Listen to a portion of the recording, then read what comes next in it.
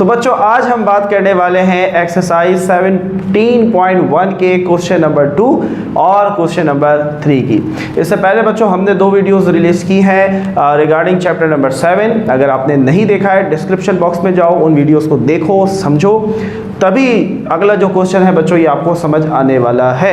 So let's get started. शुरू करते हैं अपने आज की इस वीडियो को बच्चों, जिसके अंदर हमारे पास एक्सरसाइज 17.1 के क्वेश्चन नंबर 2 और 3 की हम बात करेंगे। क्या क्वेश्चन है जरा समझते हैं। क्वेश्चन है बच्चों, right the following set in set builder form. ठीक है, देखो ये जो सेट बिल्डर फॉर्म है बच्चों, पिछली वीडियो में इसके ऊपर हमने बहुत डिटेल में बात की। इतना ज़्यादा डिटेल में आपको कोई नहीं समझाएगा जितना डिटेल में मैंने पिछली वीडियो में सेट बिल्डर फॉर्म आपको समझाया। तो लिहाजा अगर वो वीडियो नहीं देखी है बच्चों, वापस जाओ, उस वीडियो को देखो, समझो, तो ही मज़ा आएगा इस क्वेश्चन को करने का। ठीक है, तो लेकिन दोबारा थोड़ा सा ओवरव्यू ज़रूर देखेंगे, लेकिन उतना शायद डिटेल में ना जा सके जितना हम पहले गए थे, तो लिहाजा उसको देखना ज़रूरी है। अच्छा जी, देखते हैं जरा। Set A is equal to set of all rational numbers between 5 and 6। कह रहे हैं कि रैशनल नंबर्स लिखें 5 एंड 6 के दरमियान जितने भी रैशनल नंबर हैं सारे लिख दो। ठीक है, अच्छा ये जो क्वेश्चन दिया है ईमानदारी से कमेंट करना है, मुझे ये बताओ कि ये कौन सी फॉर्म है। क्या ये टेबुलर फॉर्म है, क्या ये डिस्क्रिप्टिव फॉर्म है, और जो हमने सेट बिल्डर है वो तो हमने लिखनी है। ठीक है, तो मुझे ये लाजमी कमेंट में आपने बताना है, लेकिन ईमानदारी के साथ कि सर हमें ये पता था। तो answer is that is descriptive form. जब भी आपके पास कोई सेट सेंटेंस की शक्ल में, जुमले की शक्ल में लिखा हो, जिसके अंदर डिटेल डिफाइन किया हुआ हो, तो वो हमारे पास डिस्क्रिप्टिव फॉर्म होती है। ठीक है, इसको कन्वर्ट करना है सेट बिल्डर फॉर्म में। चलो देखते हैं कैसे करेंगे भाई। Set A is equal to, ये ए मैं खुद से नहीं लाया, ये रहा ए दिया हुआ है, उसी को कंटिन्यू कर रहे हैं। ब्रैकेट बनाई भाई। हाँ भाई, क्या होता है सेट बिल्डर फॉर्म? सबसे पहले क्या लिखते हैं?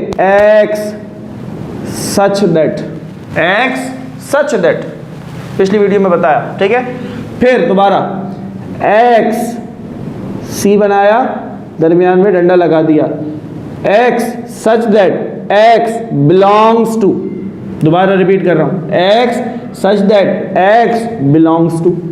एक्स का ताल्लुक है किससे? हाँ भाई, रैशनल नंबर से। तो रैशनल नंबर को हम Q से रिप्रेजेंट करते हैं, रैशनल नंबर को हम Q से रिप्रेजेंट करते हैं। इरैशनल होता तो Q डैश होता। ठीक है, ये सारी चीज़ें बात कर चुके हैं हम। X such that X belongs to rational number. फिर हम ऐसा सिंबल बनाते हैं जिसका मतलब होता है एंड। क्या मतलब होता है बच्चों? एंड। लिख देता हूँ मैं ऊपर ताकि आपको ये याद हो जाए जिन्होंने पिछली वीडियो नहीं देखी है। इस साइन का मतलब होता है बिलोंग्स टू, ठीक है, ताल्लुक रखता है। इस साइन का मतलब है एंड। इस डंडे का मतलब होता है जी सच दैट, जो आपको स्ट्रेट लाइन नजर आ रही है। ठीक है, हर क्वेश्चन में बच्चों यहाँ तक का स्टेप सेम होता है, तकरीबन सेम होता है। ठीक है, कहानी बदलेगी इसके आगे से। रैशनल था तो Q लिख देंगे, नेचुरल होगा तो N लिख देंगे, रियल होगा तो R लिख देंगे, इवन होगा तो E लिख देंगे, व्हाटएवर जो भी दिया होगा। ये साइन भी सेम रहेगा, एंड। अब क्या करना है? अब आपने x दरमियान में लिखा, x दरमियान में लिखा, ये साइन बना दिए दो आपने। ठीक है, अब देखो बताया था, पिछली वीडियो में भी बताया था। देखो दो तरीके, या तो दो ऐसे साइन डाल दो, दरमियान में x लिख दो, या फिर दो ऐसे साइन डाल दो, दरमियान में x लिख दो। तुम्हारी मर्जी है, ये भी सही होगा, ये भी सही होगा, लेकिन समझ में आना चाहिए, समझ में आना चाहिए। समझते हैं, जहां पर x की तरफ मुंह खुला हुआ है, ये समझ लो मगरमच्छ है, मगरमच्छ का मुंह खुला हुआ है। जहां पर मगरमच्छ का मुंह खुला हुआ है, इसका मतलब है कि x is greater then, x बड़ा है। क्या है बच्चों? बड़ा है। Whereas on the other hand if you look on that symbol, आप इसको देखें तो समझ लो यहां पर मगरमच्छ का मुंह बंद है। तो इसका क्या मतलब हुआ कि x is less then, x is less then. अब जरा समझो, set of rational number between 5 and 6, इस लफ्ज़ को समझो। पिछली वीडियो में भी बताया, अगर मैं तुमसे कहूं कि 1 और 4 के दरमियान नंबर लिखो, 1 और 4 के दरमियान लिखो, तो तुम लिखोगे 2 3, ये आंसर होगा। ये 1 और 4 नहीं लिखोगे, 1 और 4 नहीं लिखोगे भाई, क्योंकि इनके दरमियान की बात कर रहे हैं, इनकी बात नहीं कर कि इनको भी लिखे और इनके दरमियान भी लिखे, ये नहीं कह रहा हूँ। वो सिर्फ क्या कह रहा है कि भाई ये दो बाउंड्री है, इनके दरमियान में जितने नंबर्स आ रहे हैं वो लिख दो, ठीक है। तो अब हम समझो x इज ग्रेटर देन, हाँ भाई 5 और 6 के दरमियान, तो 5 से बड़े, so x is greater than 5, whereas x is less than 6, that is your answer. दोबारा समझो, मुझे पता है यहाँ मसला आएगा, बच्चों को कन्फ्यूजन होती है, मुश्किल टॉपिक है, इसलिए बताया। पिछली वीडियो में भी इसको बहुत दफ़ा डिस्कस किया, सिर्फ इसलिए बच्चों आपके लिए, ताकि इस कॉन्सेप्ट को समझो, यहाँ मसला आता है। लेकिन मुझे उम्मीद है जिन्होंने पिछली वीडियो देखी है तो वो शायद इतना मसला फेस ना कर रहे हों, ठीक है। देखो x बड़ा है 5 से और x छोटा है 6 से, तो हमने यानी कि हमने बता दिया कि ऐसे नंबर लिखने जो 5 से बड़े हों लेकिन 6 से छोटे हों। अरे सर ऐसा तो कोई नंबर ही नहीं होता, ये मत कह देना, आप क्लास 3 नहीं पढ़ रहे, you are in class 10th। 5 और 6, अगर मैं तुमसे कहूँ कि 5 और 6 के दरमियान में मुझे बताओ कितने नंबर्स हैं, what would be your answer? Your answer should be sir there are infinite number. अरे क्या कह दिए सर आपने, यही तो बात है। 5 और 6 इनके दरमियान में देयर आर इनफाइनाइट नंबर्स बच्चों, हम गिन ही नहीं सकते, इतने सारे नंबर्स हैं, इतने सारे नंबर्स हैं। कैसे? देखो 5 मैं लिख सकता हूँ 5.00001, मैं लिख सकता हूँ 5.0000002 लिख सकता हूँ, क्या है 5 से बड़ा है लेकिन 6 से क्या है छोटा। इस तरह के आप इनफाइनाइट नंबर्स लिख सकते हो बच्चों, इनफाइनाइट नंबर्स। तो याद रखो दो नंबर्स के दरमियान भी देयर आर इनफाइनाइट नंबर्स। अब मैं तुमसे अगर पूछूं कि 7 और 8 के दरमियान कितने नंबर्स हैं, तो what would be your answer? Your answer should be sir there are infinite numbers. समझ रहे हो बात? ठीक है, क्लास 4 के बच्चे मत बन जाना सर 5 और 6 के दरमियान तो कुछ भी नहीं होता, 5 के बाद डायरेक्ट 6 आ जाता है, ऐसा नहीं है। ठीक है, there are infinite number. Concept clear हुआ, पहला पार्ट क्लियर हुआ। अब मूव ऑन होते हैं सेकंड पे। ठीक है, चलो आओ सेकंड देखते हैं।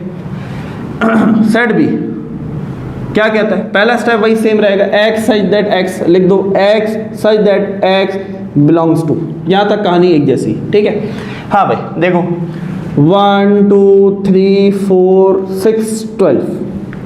अब यहाँ पर देखो एक बच्चे मिस्टेक करते हैं। देखो मैं साथ साथ इसलिए बच्चों बताता हूँ आपको ताकि आप उस मिस्टेक को रिपीट ना करें, क्योंकि देखो आप भी स्टूडेंट्स हो, आप भी वही मिस्टेक करते हो जो जिन स्टूडेंट्स को मैं फिजिकली क्योंकि पढ़ा रहा होता हूँ, तो मैं उनके जो मसाइल आते हैं या उनके जो कॉन्सेप्चुअल इश्यूज़ आते हैं तो मैं उन इश्यूज़ को लाजमी अपनी वीडियोस के अंदर एड्रेस करता हूँ। क्योंकि देखो आप सब स्टूडेंट्स हो, तकरीबन आप सबकी सोच मिलती जुलती है, सिवाय कुछ स्टूडेंट्स की जो एक्स्ट्राऑर्डिनरी है, शायद वो मेरी बात पहली दफ़ा मैं समझ जाते हूँ, लेकिन मैं एक जनरल बात करता हूँ, एक एवरेज कॉन्सेप्ट को लेकर चलता हूँ। अब मैंने जब ये ट्यूशन में ये टॉपिक पढ़ाया, कोचिंग में ये टॉपिक पढ़ाया, स्कूल में पढ़ाया, तो अब मुझे ये पता चला कि हाँ भाई यहाँ बच्चों को वो इशूज़ आते हैं, तो मैं उन इशूज़ को पर्टिकुलरली हाईलाइट करता हूँ वीडियो के अंदर, ताकि आपके अगर वो कॉन्सेप्चुअल इशू आ रहा है तो वो ना आए। ठीक है, तो वीडियो को लाइक कर दिया करो। अच्छा जी चलो देखते हैं।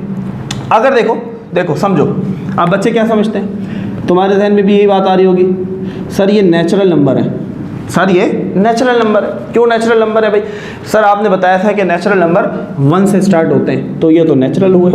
अच्छा, इवन तो हो नहीं सकते क्योंकि 1 और 3 इवन नहीं है। अच्छा, ऑड इसलिए नहीं हो सकते, 2 4 6 12, ये ऑड नहीं है। अच्छा भाई, इंटीजर्स भी हो सकते हैं, पॉजिटिव इंटीजर्स भी हो सकते हैं, तो क्या करें? नेचुरल लिखें, इंटीजर्स लिखें, दोनों नहीं लिख सकते। Why? That is the most important question बच्चों। वाई? देखो जब भी तुम्हारे पास तरतीब चल रही हो 1 2 3 4 5 डॉट डॉट डॉट डॉट, अब आप कह सकते हो कि these are the natural number, these can be positive integers, these can be real number. शर्त क्या है बच्चों? शर्त याद रखना है, शर्त यह है तरतीब में होना चाहिए, सीक्वेंस के अंदर होना चाहिए, मिसिंग ना हो, मिसिंग ना हो। यहां देखो मिसिंग है भाई, 1 2 3 4 तक कहानी चली, 5 उड़ा दिया, 6 आया, 7 8 9 10 11 उड़ा दिया, डायरेक्ट 12 आ गया, तो इसका मतलब ये है दाल में कुछ काला है, ये नेचुरल नंबर नहीं है भाई। नेचुरल होते तो तरतीब से होते, रियल होते तरतीब से होते, इंटीजर्स होते तरतीब से होते, इस चीज़ को याद रखना है। ठीक है, अब मुझे उम्मीद है कि आपका ये इशू नहीं आएगा।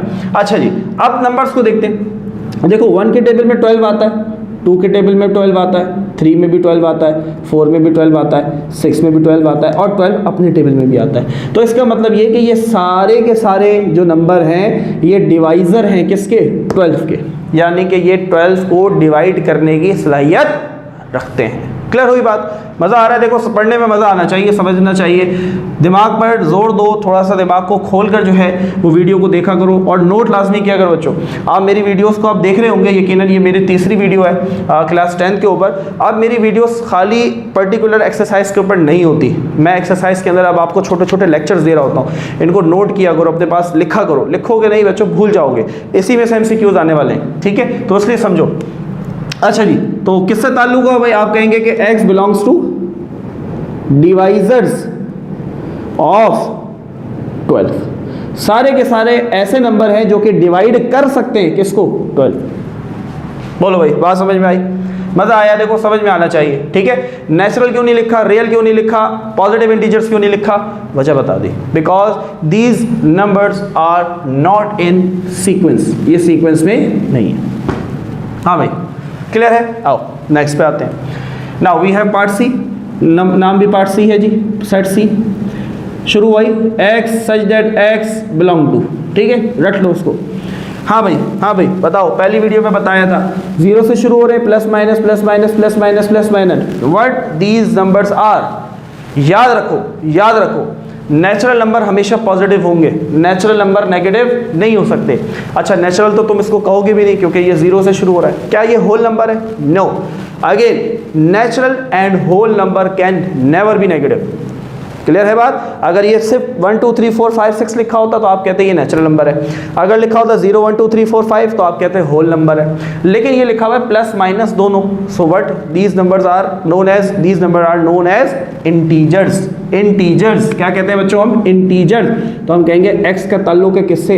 इंटीजर से। इंटीजर को हम z से लिखते हैं। क्लियर है बात? एंड x लिखा, एक तरफ ऐसा मुंह बना लो, अथवा वैसे ही बनाया था, चलो इस दफ़ा चेंज कर लेते हैं, ऐसे लिख लेते हैं, ऐसे लिख लेते हैं, ठीक है? अब देखो ज़रा समझो, x छोटा है, किससे छोटा है? प्लस 41 से। ज़रा समझो, देखो पिछली वीडियो में बताया था, अगर मैं लिखता हूँ कि x ग्रेटर देन 5 तो इसका क्या मतलब है? तुमने नंबर कौन से लिखने होंगे? 6 7 8 9 सो ऑन। अगर मैंने ये लिखा कि x बड़ा है 5 से तो 5 को शामिल नहीं करना है, 5 से बड़े बड़े ही लिखने हैं। क्लियर है? अगर मैं लिख देता हूं कि x इज ग्रेटर देन और इक्वल टू 5, अब तुम 5 को शामिल कर सकते हो, 5 6 7 8 9 सो ऑन। बात समझ रहे हो? इस एक साइन से, एक साइन लगने से कहानी बदल गई। इस चीज़ को समझना है। सेट बिल्डर में ये काम बहुत आएगा। अगर ये नहीं समझोगे सवाल गलत कर बैठोगे। यही चीज़ लेस देन में चलती है। मैं अगर तुमसे कहूँ कि y इज़ लेस देन 6 तो तुमने सारे वो नंबर लिखने जो 6 से छोटे हैं, तो तुम लिखोगे 5 4 3 2 1, चलता रहेगा। लेकिन अगर मैं कह दूं कि y इज़ लेस देन और इक्वल टू 6, जब ये लग गया तो 6 भी शामिल हो जाएगा। आई बात समझ? अब यहाँ पर दो ऑप्शन है।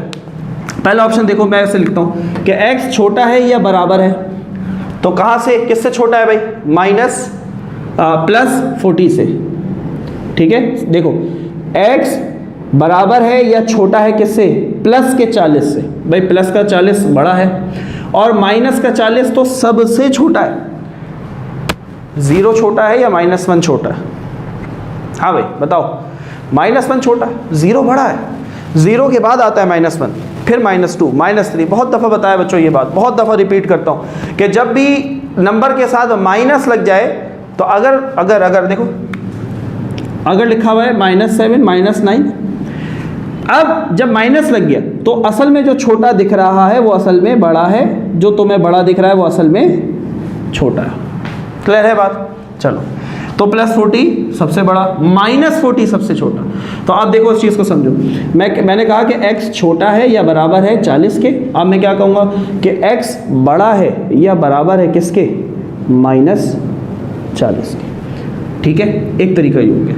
देखो दोबारा बता रहा हूँ, x such that x belong to real integers and x छोटा है या बराबर है +40 के और x बड़ा है -40 या उसके बराबर। अच्छा, अब -40 से बड़ा क्या होगा? क्या -41 होगा? नहीं नहीं, गलत नहीं समझना है भाई। -40 से बड़ा होगा -39, -39 से बड़ा होगा -38। समझ रहे हो? वापस आ रहे हो 0 के पास, फिर 0 से आगे 1 2 3 और 40 तक। बात समझ में? एक तरीका ये, एक और तरीका आप इसको एक और तरीके से भी लिख सकते हैं बच्चों। कैसे कैसे देखो, आप इसको ऐसे भी लिख सकते हैं स्टूडेंट्स। यहाँ से कहानी बता रहा हूँ, पीछे वाली कहानी सेम है। ये साइन बनाए थे मैंने, ठीक है। देखो मैंने लिखा था कि x छोटा है या बराबर है 40 के। अगर मैं सिर्फ ये लिखूं कि x छोटा है तो क्या लगाना पड़ेगा? फिर मुझे यहाँ 41 लिखना पड़ेगा। क्यों? क्योंकि 40 से x जो है वो छोटा है किससे? 40 से। यानी कि 41 से छोटे वाले नंबर लिखूंगा तो कहाँ से शुरू होगा? 40 से। बात समझ में आ रही? अगर आपके पास इक्वल का साइन नहीं लगता तो आपको एक नंबर बढ़ाना पड़ता है। समझ में आ रही बात? इसी तरीके से मैं यहाँ पर लिखूंगा कि x बड़ा है किससे? -41 से। बात समझ रहे हो बच्चों? समझो, थोड़ा जोर लगाओ। -41 छोटा है -40 से, ठीक है। -40 बड़ा है किससे? -41 से। क्योंकि नंबर जब माइनस लग गया तो जो तुम्हें बड़ा नज़र आ रहा है वो बड़ा नहीं है, वो छोटा है। तो अब आप ऐसे भी लिख सकते हैं। बात समझ में आई? अगर तुम्हें ये मेथड आसान लगता है बच्चों तो आप इसको फॉलो करो, इसको करना चाहते हो तो इसको फॉलो करो। मकसद ये था कि आप हर मेथड को यूज़ कर सकते हो और आपको सारे मेथड आने चाहिए बच्चों। खाली बुक को फॉलो नहीं करना है, खाली अपने स्कूल टीचर को फॉलो नहीं करना है, ठीक है। अपने जो कॉन्सेप्ट है उनको क्लियर करो और देखो कि हम किस किस तरीके से उस क्वेश्चन को सॉल्व कर सकते हैं। चलो जल्दी से आगे आते हैं भाई। बात समझ में आई? अब आओ, x such that x belong to, ठीक है। हाँ भाई, -4 -2 0 2 4। हाँ भाई, क्या है ये? क्या है ये? क्या इंटीजर्स हैं? क्या इंटीजर्स हैं? बोलो, इंटीजर्स हैं? नहीं, basically these are even number. सारे के सारे इवन हैं। 2 4 2 4, भले माइनस का 2 हो, भले माइनस का 4 हो, इवन नंबर, ठीक है। तो हमने क्या कहा? x such that x belongs to even number, x belongs to even number and चलो भाई, x बड़ा है या बराबर है किससे? हाँ भाई, x बड़ा होना चाहिए किससे? -4 से। -4 क्यों लिया बच्चों? क्योंकि यहाँ इक्वल लगा हुआ है। अगर यहाँ पर इक्वल हटा दूंगा तो फिर यहाँ पर बोलो -5 लिखना पड़ेगा, ठीक है। कि x बड़ा है -5 से, तो -5 से बड़ा -4 -2। समझ रहे हो बात? क्लियर है? लेकिन हम यहाँ पर इक्वल यूज़ करते हैं। मुझे ऐसा लगता है कि ये ज़्यादा बच्चों को आसान लगता है, तो हम कहते हैं कि x बड़ा है या बराबर है किसके? -4 के, ठीक है। -4 से बड़ा, -4 से बड़ा -2, फिर -2 से बड़ा 0, 0 से बड़ा 2 4, फिर आगे तो कहानी आप समझते हो। x छोटा है या बराबर है किससे? 4 के। तो 4 से छोटा या 4 के बराबर।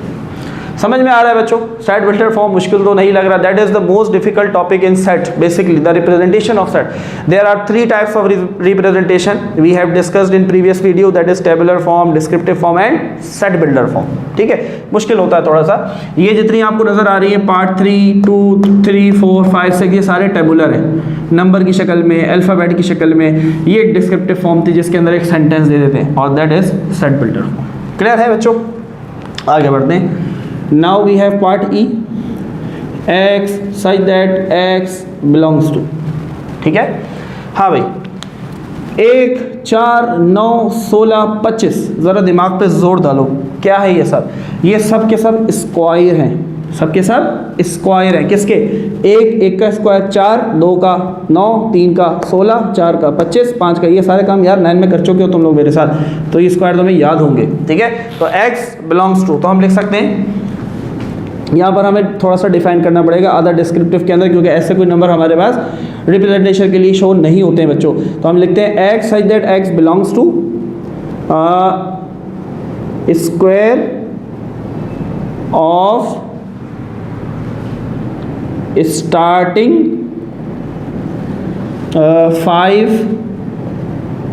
5 नेचुरल नंबर्स, क्लियर है, थोड़ा सा डिफाइन करना पड़ा, ठीक है, लेकिन है ये सेट बिल्डर फॉर्म।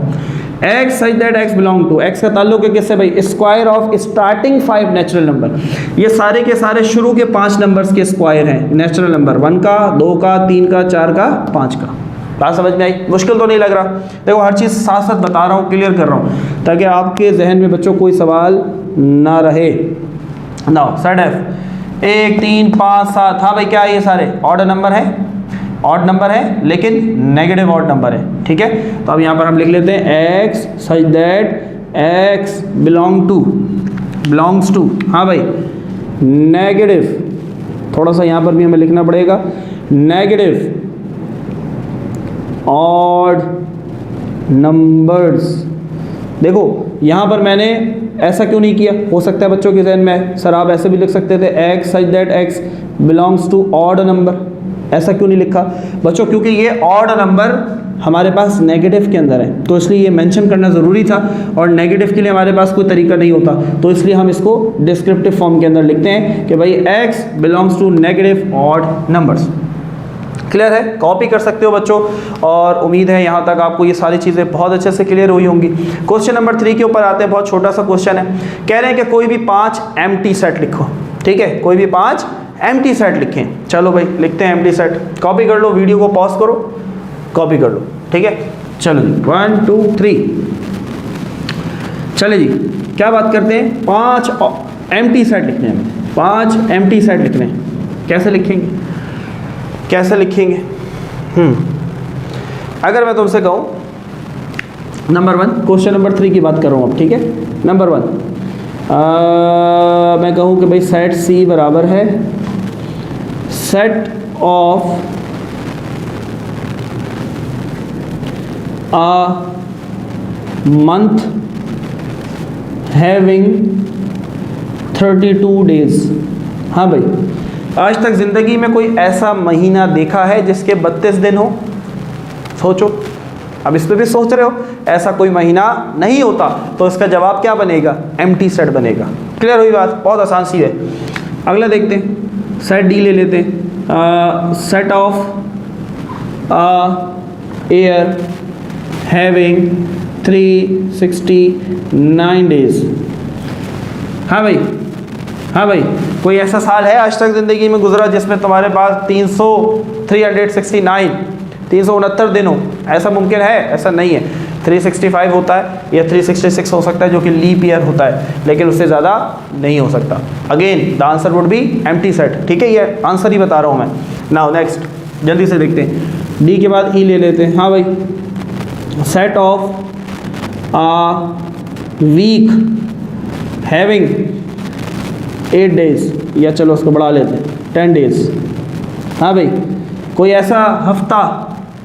ऐसा हफ्ता जिसमें 10 दिन हो, हैं? हफ्ता कितने दिनों का होता है? 7 दिनों का होता है, ठीक है। तो ऐसा कोई हफ्ता दुनिया में एग्जिस्ट नहीं करता जो कि 10 दिनों का हो। Again answer would be empty set. तो आप क्या लिखेंगे भाई? इसका जवाब एम्प्टी सेट होगा, इसका जवाब एम्प्टी सेट। क्लियर है? मज़ा आ रहा है बच्चों? समझ आ रहा है बात? समझना है, ठीक है। एफ